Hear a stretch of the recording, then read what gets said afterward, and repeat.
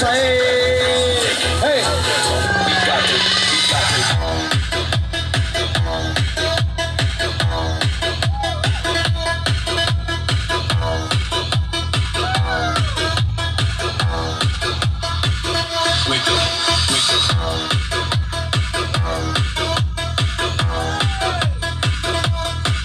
Lên nào quý vị ơi, quý vị đi nào. 1, 2, 3, lên nào, lên. Tay ở đâu nào, tay ở đâu nào, tay ở đâu. Giơ tay lên là giơ tay lên. Lắc cái mông là lắc cái mông. Trông cái tay là trông cái tay. Vậy vào nhá, cùng nhảy đi nào. 1, 2, 3, 4, 3, 2, 1. 1, 2, 3, 4, 2, 3, 1. 1, 2, 3, 4, 2, 3, 1. Hey, hey, hey, hey.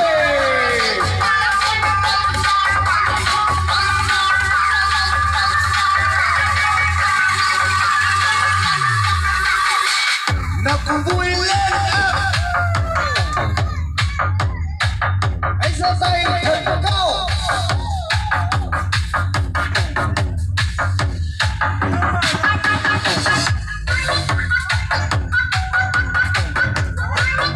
Xin mời quý vị chúng ta lắc đi, đến lắc rồi đó. Lắc cái mông là lắc cái mông, lắc cái mông là lắc cái mông. Nói đến lắc cái mông thì quý vị phía dưới vẫn còn rung đùi đó, chúng ta sẽ lên đây cái này.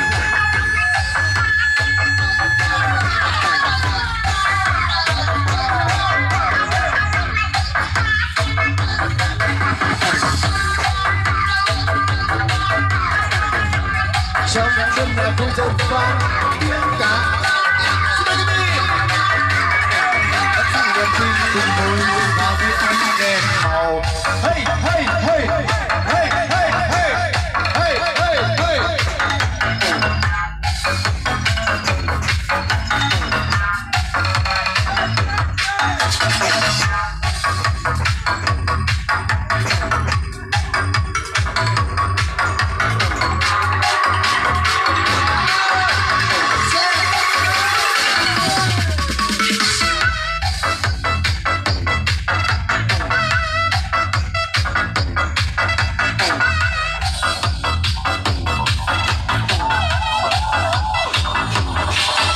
Quay nào là quay nào.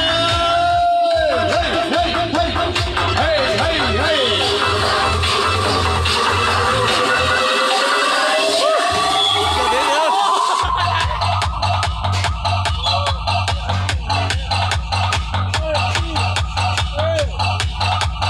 Tay ở đâu là tay ở đâu? Tay ở đâu là tay ở đâu?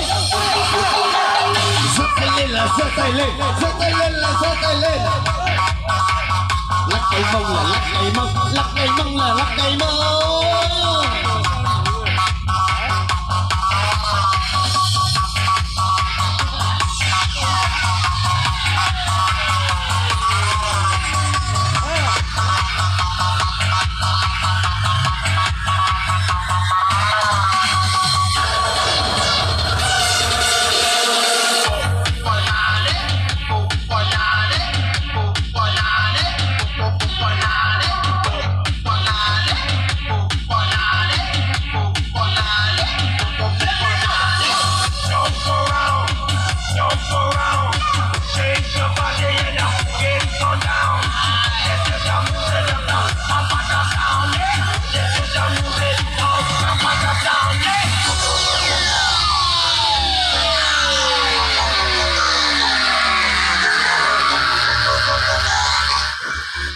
Dạ vâng, kính thưa là đơn vị, có lẽ thì cái chương trình cũng xin tạm dừng tại đây.